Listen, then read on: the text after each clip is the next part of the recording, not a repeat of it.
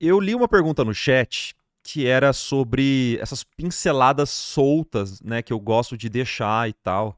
Como que eu penso essas pinceladas soltinhas? Eu acho que seria legal a gente conversar sobre isso rapidamente. Porque assim, eu acho que tem algumas coisas, alguns fatores que me fazem pintar dessa maneira. A primeira é que eu gosto de pintura mais suja. Eu não gosto de ficar lambendo a pintura por muito tempo. E lambendo é um termo que é utilizado em vários livros mesmo. De... livros teóricos de pintura, eles usam o termo licking, como se você estivesse realmente lambendo a pintura. O que significa lambendo a pintura? É você ficar limpando tudo, absolutamente tudo que acontece nas suas pinceladas, né? Então vamos supor que você quer fazer uma transição aqui, e ao invés de você deixar algumas texturas aparecendo, você volta com o Alt e fica fazendo uma transição com um pincel pequeno. E vai, e vai, e vai. E fica lambendo, e fica colocando coisa, depois você volta tirando, e fica tentando deixar lisa aquela transição, e etc, etc. O problema desse tipo de pintura com muito alt, o tempo todo, e de forma meio irracional, sabe? Tipo, você só fica fazendo isso porque é o único jeito que você sabe pintar, ele vai fazer com que a sua pintura fique meio manchada e muito, muito, muito lambida, né? Isso vai fazer também com que as suas cores elas sejam naturalmente mais cinza, elas vão acinzentando com o tempo.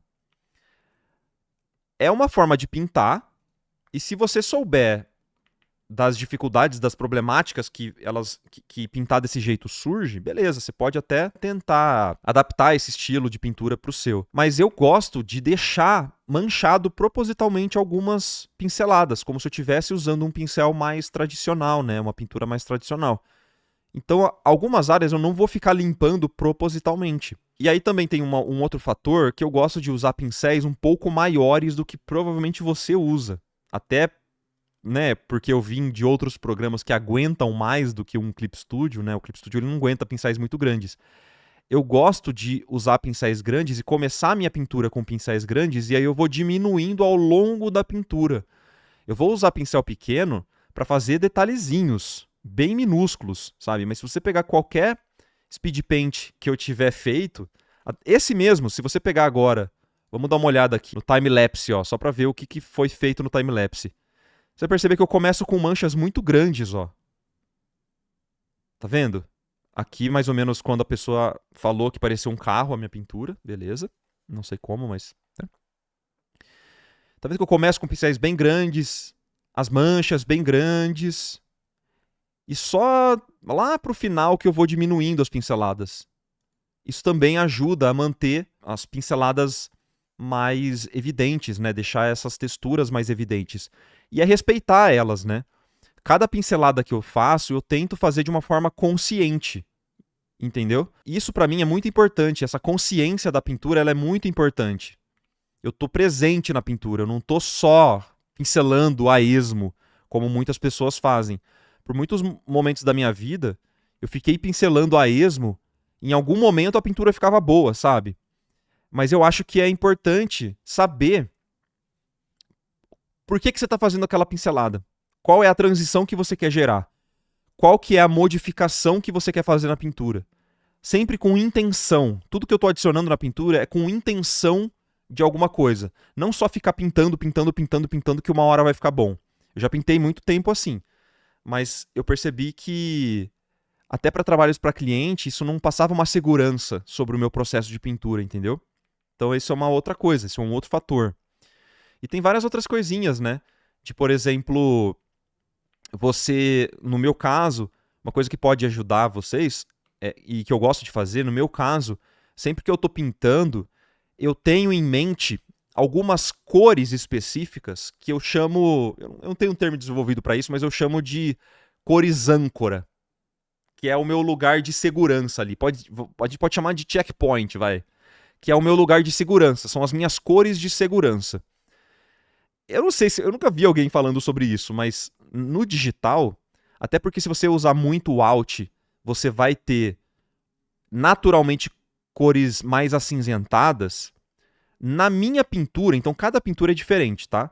Na minha pintura, eu sei que essa cor aqui é uma cor mais pura que fui eu que escolhi.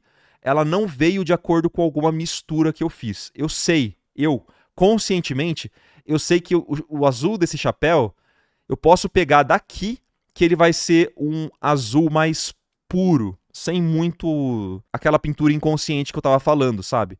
Então sempre que eu voltar e eu querer modificar esse azul ou pintar algum azul parecido, eu vou voltar para cá ou para cá, porque eu sei que esses são os pontos mais limpos da minha pintura. Eles não estão sujos com transição, como por exemplo, esse azul aqui tá mais sujo do que esse aqui. Então eu sempre vou voltando para ele como se fosse um checkpoint, entendeu?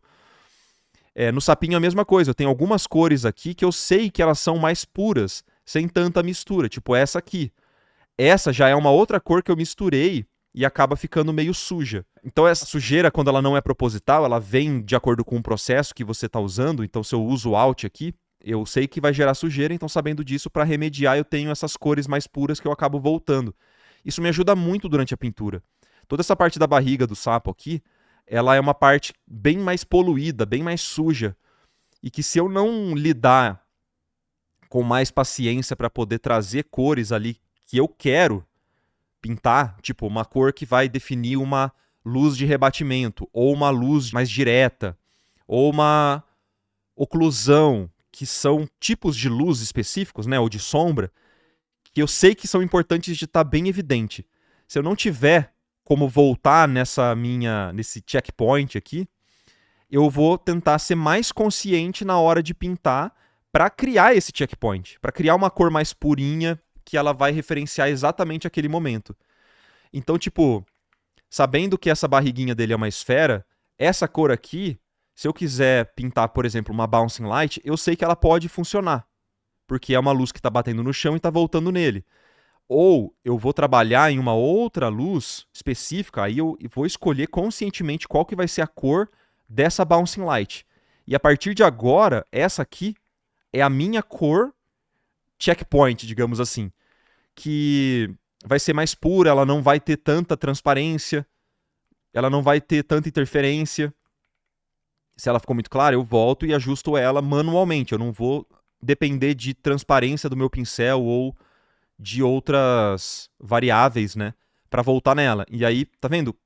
Que eu sei que agora esse ponto aqui é uma cor que eu pintei propositalmente, que eu quis pintar. Então, se eu quiser voltar nela, por exemplo, no bracinho dele, se eu quiser pintar uma bouncing light, eu posso voltar aqui e eu vou pintar essa bouncing light porque eu sei que aquela cor tá pura. Eu não vou usar uma outra cor aleatória aqui, entendeu? Ó, vamos supor que eu quero pintar a bouncing light, eu posso voltar aqui e trazer um pouquinho dessa cor pra cá.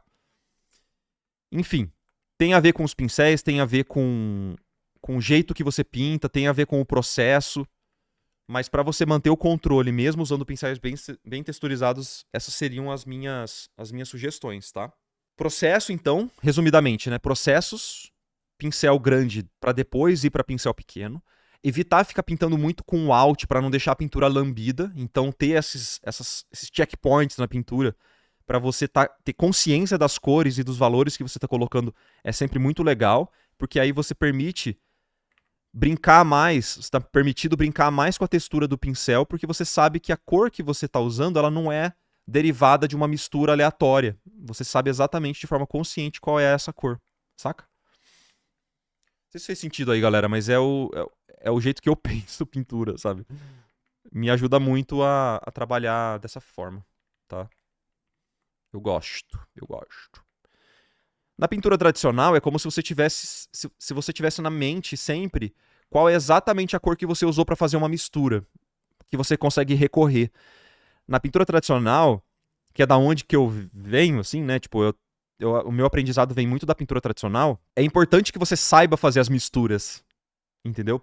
Porque se você ficar dependendo sempre de misturar na própria tela, ao invés de misturar na paleta, as suas cores vão ficando acinzentadas também naturalmente, porque você vai ficar lambendo demais a pintura. É um fator que acontece muito no tradicional também, tá? Não é só uma questão do digital, beleza? Então você saber exatamente qual que é as suas referências para poder fazer uma cor e tal, ajuda demais o processo, cara. Beleza? Não sei quem tinha perguntado aí, mas eu lembro de a galera mandar essa perguntinha no chat. Isso pode ser desenvolvido, a gente pode tentar desenvolver esse papo para alguma aula na nossa área de membros, mas por hora essa vai ser a explicação, tá? Parece que tem que desbloquear o terceiro olho para pintar com consciência. Cara, acho que não, velho. Acho que não é. Eu não gosto muito desse pensamento de que precisa de algo a mais pra saber pintar. Cara, é só praticar muito mesmo. Tipo, vai praticando que isso você vai melhorando aos pouquinhos, sabe? Não é do nada, né? Pô, eu trabalho com isso há mais de 10 anos, né? Pintar mesmo, eu pinto há muitos e muitos e muitos e muitos e muitos e muitos e muitos e muitos, muitos anos. Ó, tá vendo que eu sempre vou recorrendo às minhas próprias cores pra voltar e fazer alguma modificação? Se você pegar a gravação dessa live, você vai perceber eu fazendo muito disso. Eu sempre volto pra algumas cores específicas. É engraçado. Tentando analisar agora o meu processo, né? É engraçado perceber isso, sabe? Esse foi um corte que está disponível na íntegra lá no nosso canal principal. Eu vou deixar o link aqui para você poder conhecer e embaixo eu vou deixar um link de um outro vídeo que talvez você possa se interessar. Não se esqueça de conhecer a nossa área de membros lá no nosso canal principal que financia esse projeto aqui no YouTube. E você pode conhecer todos os benefícios no site alaprimes.com.br. Um beijo, até a próxima e tchau, tchau.